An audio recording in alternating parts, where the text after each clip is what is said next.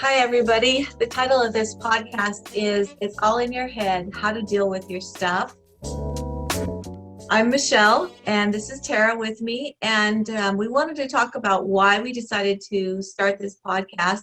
I know for me, I was very concerned about the clients that I have because, and Tara, you have this same situation where we both have a wait list of people Definitely. in because everybody just needs to get their mental health taken care of right now, and we can't take everybody, and it's just so, I wish I could, but I can't. And so we talked about making this production so that we can have something that people can use for tips to help them get through this pandemic and help them with their mental health issues. And Tara and I are going to be real upfront about the fact that we both have mental health issues too, so we can really understand what it is you're going through when you tell us the things that you're going through. And so that's the reasons why we wanted to start this podcast. Anything you want to add to that, Tara? Yeah, it's just very important that through these times that we have real life solutions that we can incorporate into our everyday lives. And we do it. And so we want you to know that it's possible. I know everybody is struggling during this time. We've been isolated. Our lives have changed forever. We don't know what this new normal is going to look like, but hopefully as time goes on, we can give you tips that you can use every day just to make things a little bit easier. Yeah, that's it exactly. I want to kind of introduce you to Tara, and Tara's going to introduce you a little bit to me, but I wanted to talk about how you and I met. I love that, to do it opposite. Let's go. Yeah, let's do it. So Tara is a licensed professional counselor, as am I. And when we met, we both had started working at the same place 5 years ago. It's a nonprofit organization, and we were sitting in a training, and she was making me laugh all the time with her little comments about this and that, because if you get to know Tara, you know that she's just very direct, and she says exactly what's on her mind. I love that about her.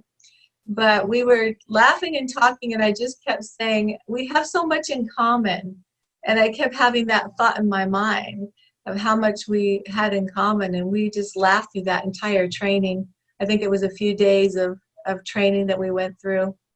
And we've become good friends since then. We get together with our husbands too.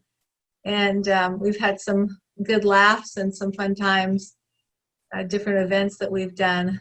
So, and Tara, you've written a book. Yes. Tell the name of your book to everybody. So my book is called Beauty for Ashes, Overcoming Trauma to Live in Victory, which gets into a little bit of the mental health issues that I've dealt with and real life solutions to be able to handle those issues. Yeah, and I've also written a book. It's on Amazon called 6 Steps to Self-Love, 1 Step to True Love. It goes along with my personal journey, I guess, in finally finding love, because I went through many, many years of not being able to keep relationships together. I didn't have good examples of it. And so it was the journey that I went through to heal and fix myself in more of a self-help type format. And so that's available only on a Kindle version right now on Amazon. So it's 6 Steps to Self-Love, 1 Step to True Love. Tara, you've got like merchandise with yours, don't you? Yes, I have t-shirts, and as we get further into the podcast process, we'll be making all those things available. My book is in a re-release phase, so as soon as I get a new release date, I'll be able to let everybody know.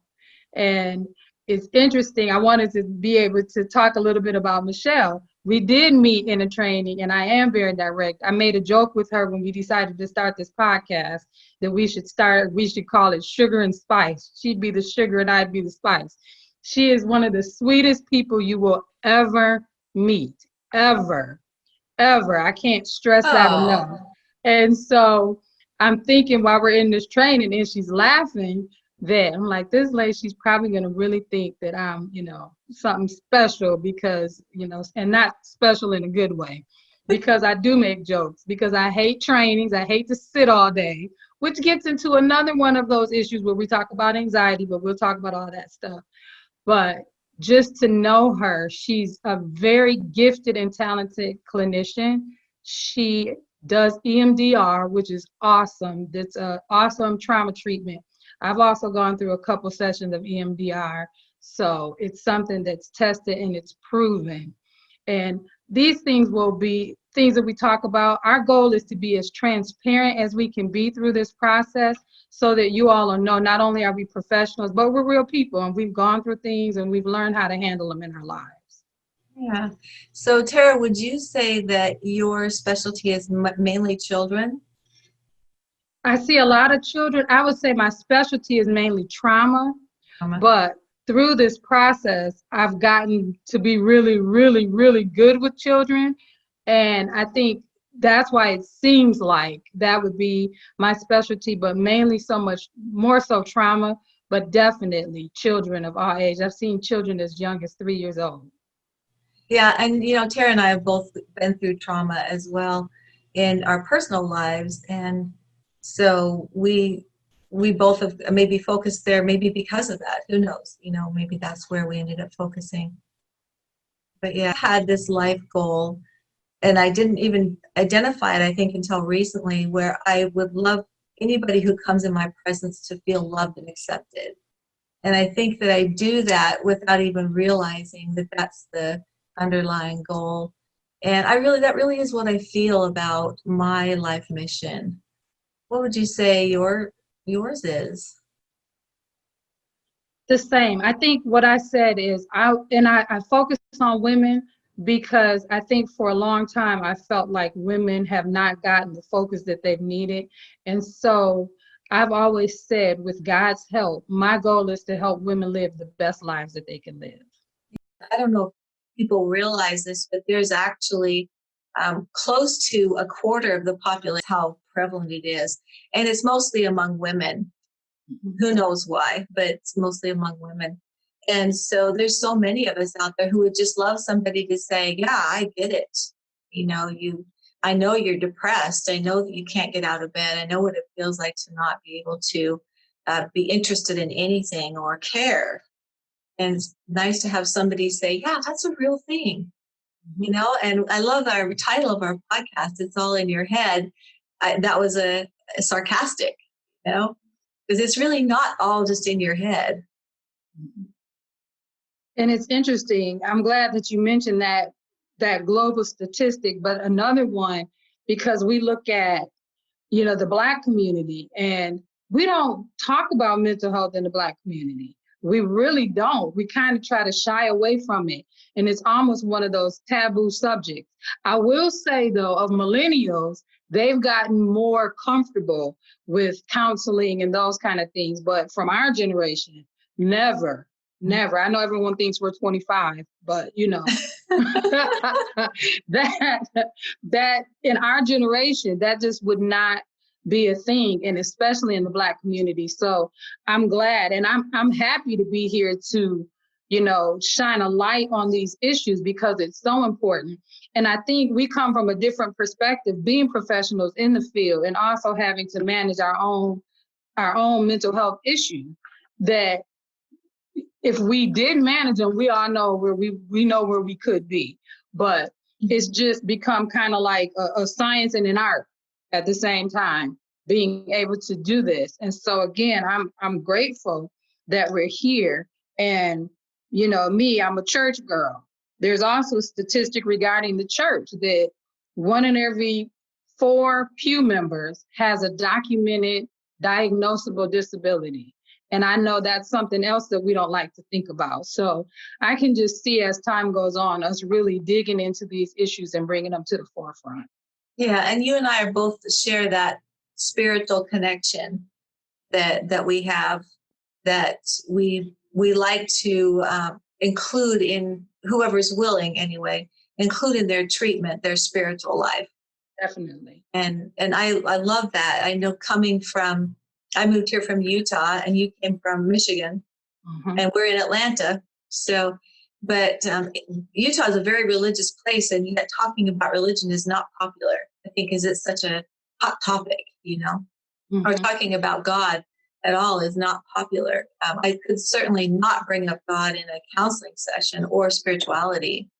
And yet we are whole beings. You know, we have some sort of part of our life that's connected to something.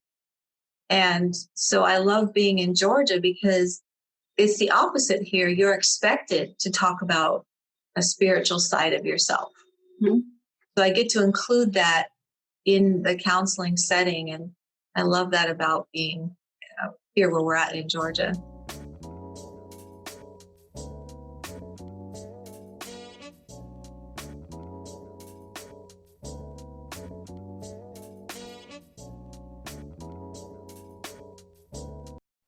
Hello, everyone. Again, this is podcast number 1 of It's All in Your Head, How to Deal with Your Stuff. And today, on this first very special podcast for us, we want to deal with how we're doing and how everyone else is doing during this time of the pandemic. This has been such a very difficult time for everyone that we know if you were not experiencing any kind of mental health challenges or stressors, we know for a fact you are now. So we want to get into kind of what we're doing and some different things that you can think of and consider to take care of yourself during this time. Okay, so what are you doing, Tara?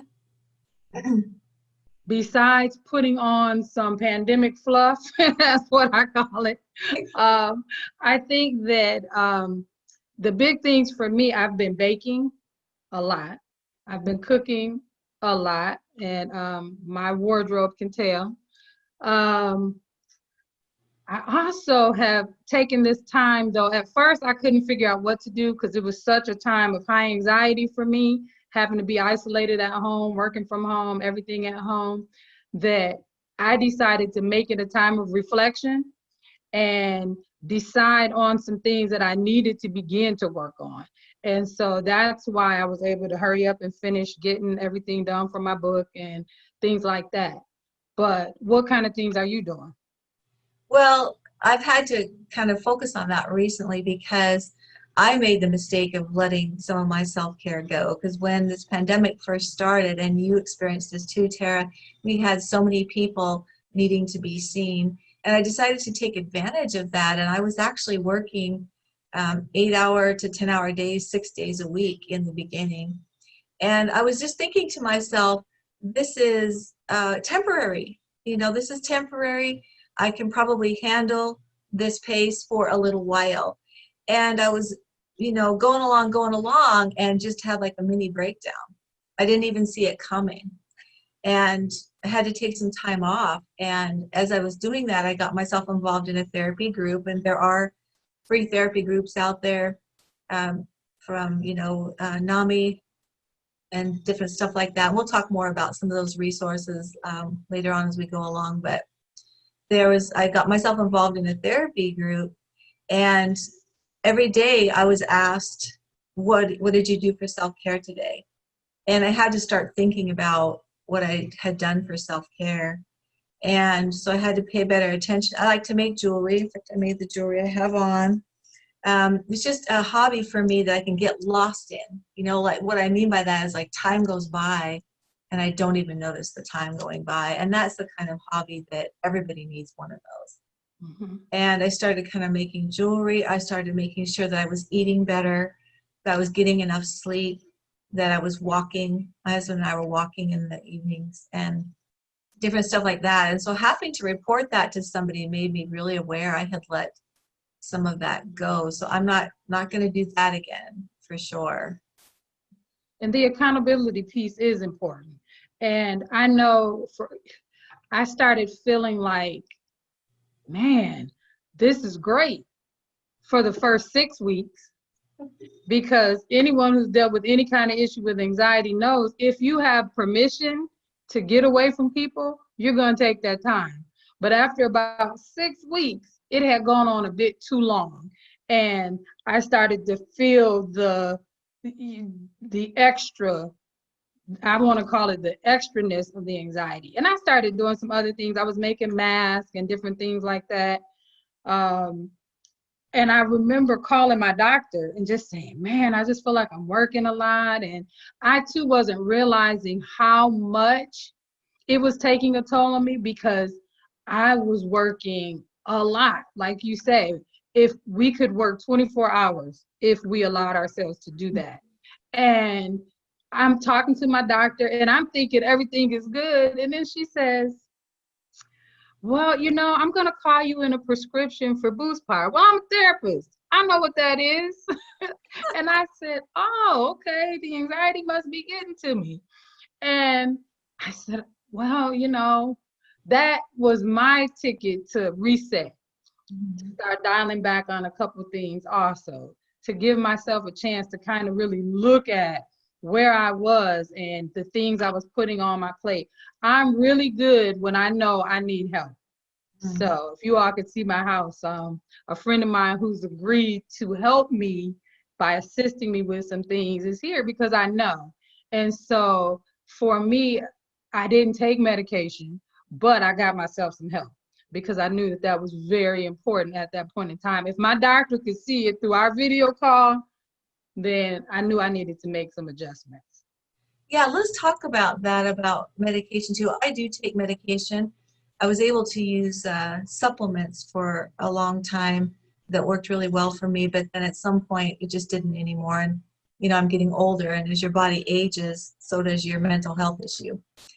But the thing about it, I tell people, here's how you know that you need medication, is that if you are learning skills from your therapist and you cannot get those skills to stick in your mind, or you can't use them consistently because of all of the noise or whatever it is going on, that's how you know that you need medication. And I feel like it's one of those things where people often say to me, I don't want to take medication. I hear it so much. And yet your quality of life is far more important than whether or not it's medication that helps you get there. And so no one has to know you're taking medication, And I feel sad for people sometimes who float along with this horrible stuff going on in their mind that they just can't get a handle on, but they refuse, to take medication. That's absolutely not necessary. And let me give you another scenario, is just knowing that if you had, diabetes and the doctor said you need medication, everybody around you would be gathering around, encouraging you, all that stuff, and all the sympathy and all that. But you tell somebody that they need medication for a mental health issue and everybody scatters, Mm-hmm. And so that's why I think oftentimes we don't do what needs to be done, if it needs to be done, is that we're not supported. Because there's a stigma still. There's a stigma around any kind of issue dealing with mental health. And I think we're just so open anyway. We're kind of like, if you like us, you'll like us. If this makes you change your mind, oh well, we're not going to be for everyone. But I call medication the vehicle in a sense. And so it's like having a perfectly good car in your driveway. And you walk to the store, you walk past your car and walk to the store. Eventually you'll get there, but it's going to be harder and it's going to take you a lot longer when you can just hop in the car. And so that's kind of how I look at it. If you need medication, I always tell people I'm not a medication opponent or proponent. If you need it, take it. If you don't. It's just that's just a matter of life. It's just something that we deal with. Yeah. And I understand people oftentimes have said to me, I don't like the side effects, and I don't like the side effects either. One of them being weight gain for me. And I hide it very well with clothing because I've learned to dress, the weight over the years, but it's not fun to have that. But at some point in time, I realized that my quality of life was definitely better on medication. And it's just, that we just have to deal with those things. I just decided, I guess, to be fat and happy instead of thin and crazy. Okay, what's my excuse? Not just joking.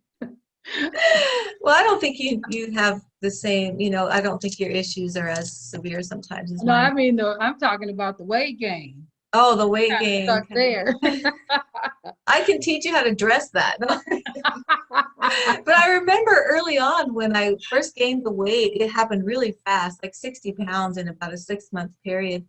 And I remember going, into a store, a plus size store, which I'd never had to shop at before in my life. And I tried on a few things and just left crying, you know? And then anytime I had to go shopping, I would just sit in the dressing room and cry because I didn't know even what I was doing. And at some point in time, I remember convincing myself that it isn't my responsibility to make my body fit the designer's clothes. It's the designer's responsibility to make my body look good. And when I started with that attitude, I just started trying absolutely everything on that I even liked, and then picked the things that I felt hid stuff the best, But I had to have a whole shift of mind frame, or I would have worn nothing because I would have been crying all the time. But no, it's not fun for sure. Well, you had some ideas about some tips you wanted to give out. Do you have any more specifics that you were thinking about? And so during this time, like I said, at the beginning, the pandemic was any person with anxiety, depression, any kind of issue like that. This was the time. It was great. You could work at home and all of these things.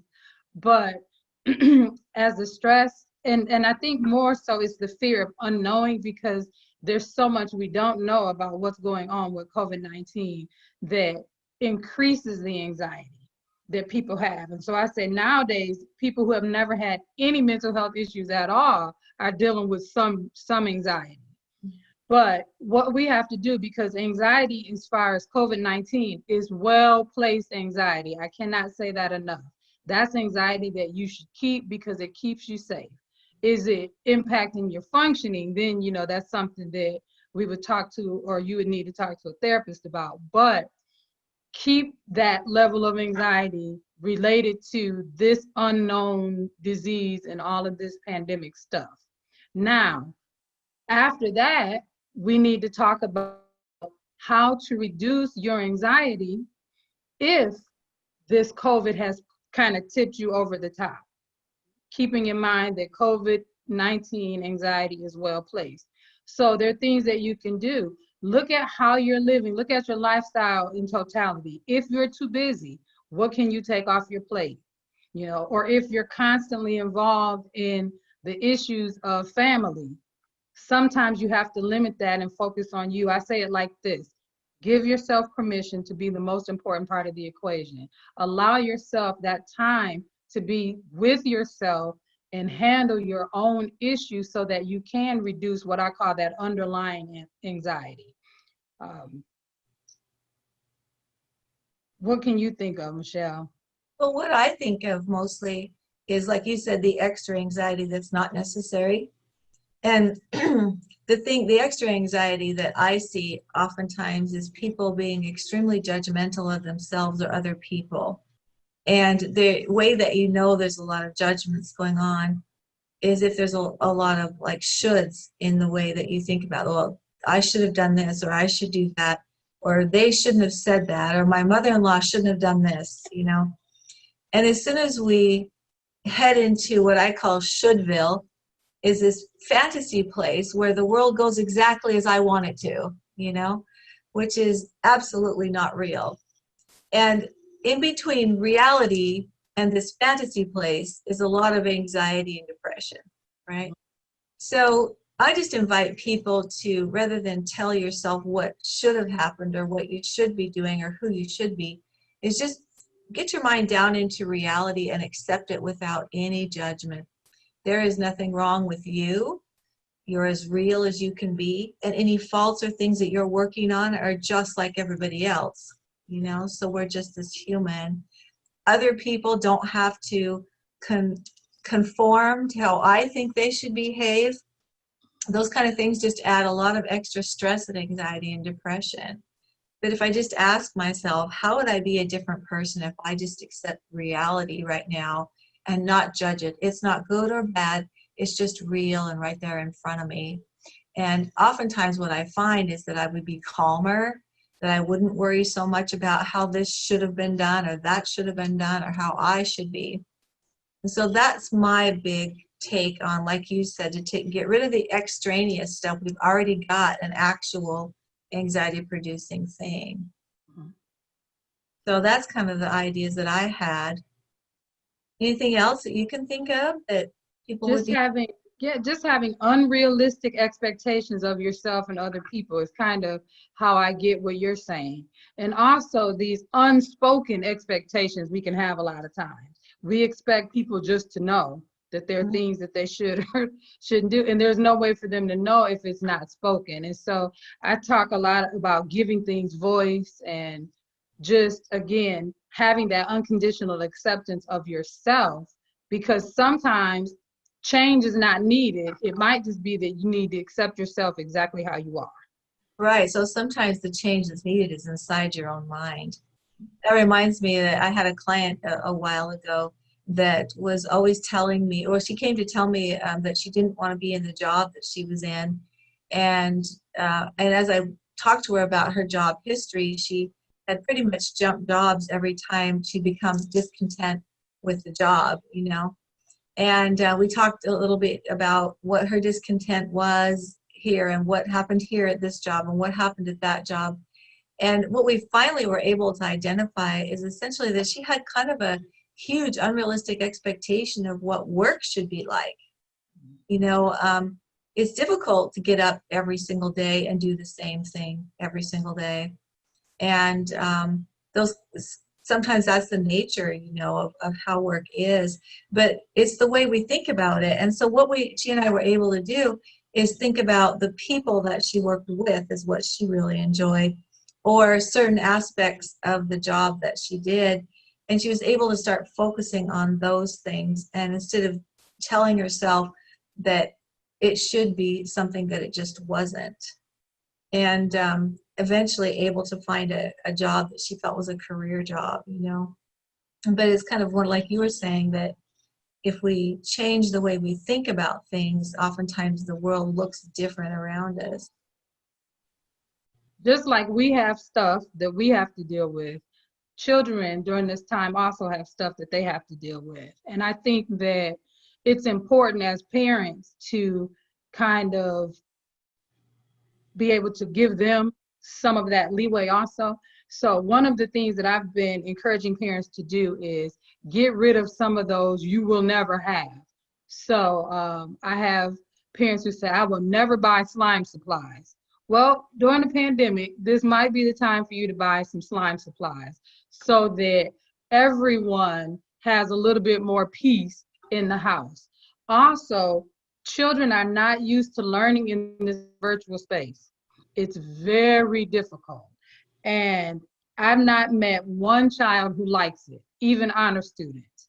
So just giving them room to be able to come to you as parents and say, this really sucks, I hate it, I don't want to do it anymore, and finding ways to encourage them through it. If you have children who have ADHD, give them more frequent breaks. I know that they want them on these Zoom calls and things like that for the whole day, but you know your child. And again, if your child has ADHD or some kind of issue like that, we also know that there are many children who suffer with anxiety. They need to have more frequent breaks. They need to have things that they can do. I've encouraged little people on Zoom, stand up and march in place, those that have ADHD, and kind of get those wigglies out. Those are things that really need to happen for your children in this time too. And take time when you have downtime as a family. I know most of us are just trying to run to our own separate corners once we have some downtime, but make sure that you take time to be able to spend some kind of structured time with your child doing something. Well, it could be making something, it can be watching a movie, whatever you all decide that you like. But just remember that they matter in this process as much as we do, where it comes to, because we're like, we're working, we need time. They need time too, because they're working just as hard to try to alter their lives, just like we've had to, into this, what I'm calling this new unpredictable normal. So we wanted to give you some resources that you can use to find help if you need help. If you are having suicidal thoughts, this is of course that extreme, but there is a suicide hotline, a national suicide hotline. You can look that up online.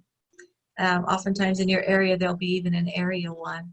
There's the National Alliance for Mental Illness, and that's NAMI, N-A-M-I. There's groups and things like that listed on their website that are free if you need to go to a group. Group therapy is extremely helpful, by the way. Some of the reasons why it's as helpful or even more so than individual therapy can be because as an individual therapist, I can tell somebody that they need help in a certain area and they can just dismiss me in their mind. But if you're in a group and you've got more than one person suggesting that you need help in a certain area, it's harder to dismiss. So that's why group therapy can be extremely helpful. Also, you can find us on ZocDoc.com, so I know that there's a lot of other resources for therapists on ZocDoc. It's zocdoc.com. And then Psychology Today also has a therapist finder. So those are some resources that you can use to find a therapist if you need a therapist. Hey, thanks for joining us today. Always remember, that your mental health matters. if you don't deal with your stuff's gonna deal with you. Bye. Bye-bye.